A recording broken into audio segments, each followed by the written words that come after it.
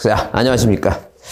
자, 부동산 공시법령 공인중개사 시험에 필요해서 부동산 공시법령 입문 과정을 이제 출발하겠습니다. 자, 하여튼 출발하기 전에 여러분한테 당부의 말씀을 세 가지는 일단 기본적으로 첫 번째는 주변 정리 좀 하시고 시간 확보하셔야 됩니다. 요즘 이제 그 시험 저기를 분석해 보면 일단 28회 있죠? 28회 시험하고 29회, 자, 그 다음에 30회 있죠? 30회. 이렇게 시험이 있는데, 28회부터, 물론 이제 그 전에 1회부터 시험이 쭉 와서, 15회 때 한 번, 물론 이제 7회 때 8회 때 시험이 한 번 어려워졌었는데, 그때 이제 너무 옛날 얘기니까 빼고, 최근으로 얘기하면 15회 때 시험이 한 번 왕창 어려워져갖고, 26만 명 지원해갖고, 거의 한 300명 정도 붙었어요. 그래서 너무 어처구니 없어갖고 재시험을 다시 봤습니다. 재시험을.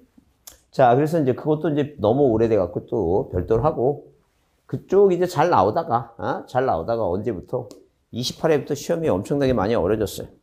어려졌기 때문에 일단 기본적으로 전략을 짜서 내가 어떻게 접근할 것인가 이제 무조건 하면 되겠지. 이런 개념을 버리시고 전략적으로 이제 접근하시는 게 방법이 옳아요. 자, 그러면 자, 이렇게 28회 때, 29회 때, 요 두 회 때 시험이 만약에 2차 과목만 갖고 따져보면, 일단 뭐가 있고, 공시세법이 있고, 자, 이렇게 공시세법이 있고, 그 다음에 공법이란 과목이 있고, 그 다음에 중개사법이란 과목이 있어요. 자, 그러면 이 공시세법하고 이제 공법하고 중개사법 얘기인데, 자, 이 과목 자체가 다 어려웠어요. 어려서 이 공법은, 자, 공법은 몇 점만? 일단 기본적으로 꽈락만 넘기면 됐다. 그래서 45점 정도 봤어요. 근데 공시세법도 이것도 어려워갖고, 자, 이것도 얼마? 자, 하여튼 50점에서 55점 이렇게 얘기합니다. 50점에서 55점. 그래서 이렇게 50점, 55점 얘기하니까 이 중개사법을 몇 점 이상을 이 80점 이상 맞이 이걸 넘지 못하면 시험에 떨어진다. 학원가의 정설입니다. 학원가의 정설. 그러니까 학원가의 정설이 이렇게 되다 보니까, 되다 보니까 이 과목을 집중적으로 하지 않으면 안 됩니다. 근데 이제 근데 30회 시험에서는, 하도 다른 과목이 어렵다고 얘기하니까, 중개사법이 쉽다고 막 얘기가 나오니까, 이 협회 쪽에서 아마 로비가 들어왔던 모양이에요. 그래서, 자, 이 공시세법 중에서, 이 공시세법을 난이도를 몇 문제, 난이도를 한 3문제 정도에서 4문제 정도 내렸어요.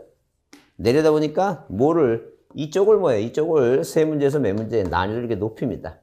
지금 설명드리는 건, 자, 시험에 대한 분석입니다.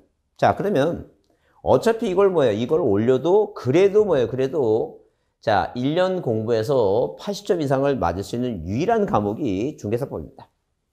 그래서 이건 신경 써서 열심히 해 두셔야 돼. 이 과목은 아무리 어렵지만, 일단 자, 꽈락은 넘겨야 되니까, 할 수 없어요. 할 수 없으니까 하시고, 하여튼, 다음 시험에, 31회 시험에, 자, 어떻게, 이걸 다시 또 그대로 갈 건지, 또 올릴 건지, 이거는 누구도 모르는 일입니다. 모르는 일이니까, 기본적인 마인드를 잘 이해를 해 두시고, 일단, 제가 첫 번째 얘기 말씀드린 게 그거예요. 주변 정리하시고, 공부를 안 하시면, 옛날 같지 않다는 거, 그렇게 생각하시고, 공부를 하더라도, 자, 이렇게 시험에 수준이 전략적으로 접근하지 않으면, 자, 괜히 고생만 하니까, 전략적으로 무슨 과목을 어떻게 공부해서 올릴 것인가, 이렇게 봐두셔야 돼요. 자, 두 번째 얘기는 시험법입니다. 시험법에는, 자, 제가 가르치는 공시법은 제가 이 수업하면서 이거 중요하다. 이거 거의 매년 나온다. 이거는 자, 10년 만에 한 번씩 나오는 거다. 이건 30년 만에 한 번씩 나오는 거다. 이렇게 얘기할 거예요. 자, 30년 만에 나오는 거, 15년 만에 나오는 거, 그런 건 공부 안 해도 돼요. 그것까지 공부할 수는 없어요. 그래서 항상 매년 시험 문제 나오는 거 있죠? 그건 제가 중요하다고 별표하는 거. 그것만 해도 돼요. 그것만 계속 하셔갖고, 그걸 반복적으로 하셔갖고, 그걸 실수하지 않고 합격하는 방법이 가장 옳은 방법인 것 같다는 점. 그래서 하여튼 기본적으로, 자, 등기법이 12문제 나오고, 지적이 12문제 나오는데, 자, 이 지적은 열심히 하고 외우면, 충분히 10문제, 11문제까지는 알 수 있어요. 자, 물론 틀리는 사람들도 예컨대 9문제 정도까지 충분히 나온다는 거죠. 자, 그렇게 되면, 일단 등기법은 물론 잘하는 사람은 잘해요. 뭐 문자 오고 그러면 고맙습니다. 자, 교수님 덕분에 합격했습니다. 뭐 등기법도 하나뿐이 안 틀렸어요. 이런 사람도 많아요. 근데 그런 사람들은 거의 뭐 100이면 자, 몇 명도 한 10명 정도뿐이 안 돼요. 우리가 일반적인 사람들은 대부분 뭐예요? 한 반 정도만 맞으면 6문제 있죠? 12문제에서 6문제만 맞으면 충분해요. 그래서 보통 한 15문제에서 한 16문제 맞고 플러스 뭐예요? 플러스 세법이 16문제인데 여기서 반만 맞아도 뭐예요? 반만 맞아도 자, 8문제죠? 8문제면 이게 벌써 24문제면 이게 60점입니다. 그래서 이제 공시세법은 두 개가 합해서 40점이니까 두 개 합해서 40점이죠? 그래서 여기서 만약에 뭐예요? 60점 정도만 맞아주면 충분합니다. 성공한 겁니다. 하여튼 그래서 자, 그렇게 생각하시고 이 지금 공시법은 제가 가리키는 과목이고 제가 뭐예요? 거의 강의 경력도 많고 시험 분석을 다 해놨어요. 문제마다 분석이 다 해서 뭐가 나오고 뭐가 이제 시험 문제가 뭐예요? 뭐가 이거 몇 년마다 나오고 뭐예요? 자주 나오고 안 나오고 다 알기 때문에 수업 시간에 중요하다고 별표하는 거 있죠? 그것만 제대로 공부하시면 됩니다.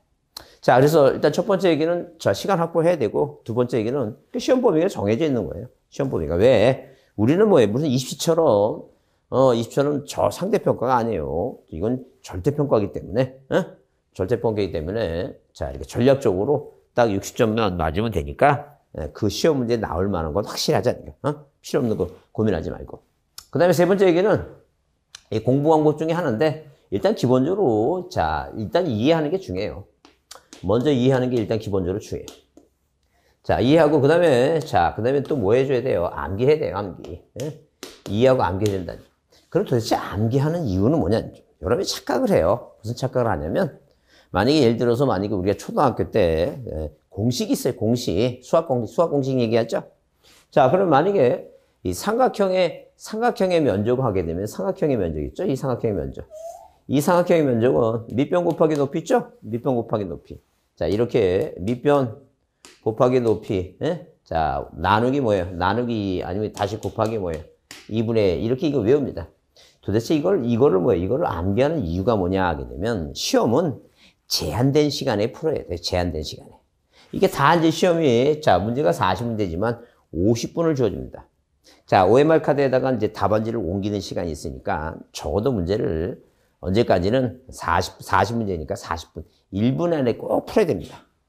자, 그런데 일단 이해를 해요. 이게 예컨대 만약에 사각형의 면적은 이렇게 사각형의 면적은 자, 가로 곱하기 세로죠? 가로 곱하기 세로입니다. 가로 곱하기 세로. 이거 보게 되면 자, 당연히 뭐예요? 당연히 삼각형은 그러니까 삼각형의 반이니까 밑변 곱하기 높이 2분의 1이죠? 이해를 해요. 이해하는데 도대체 왜 공식을 암기하는 이유가 뭐냐 하게 되면 제한된 시간에 풀어야 돼. 제한된 시간에. 여러분 착각하고 있는 것 같아. 이해는 다 해. 어느 지역에 어떤 분은 그 공인중개사 시험을 10년 넘게 했어. 10년 넘게. 다 알아. 모르는 게 없어. 그리고 수업 끝나면 또 이렇게 젊은 친구들 데려놓고 가르쳐줘. 아예 가르쳐줘. 근데 그분만 떨어져. 왜? 이게 안 되는 거야. 이게 시험장에 가면 제한된 시간에. 그분 만약에 아침 9시에 시험지 나눠주고 밤 9시까지 풀으라면 그분 충분히 금방 합격이에요. 모르는 게 없는데.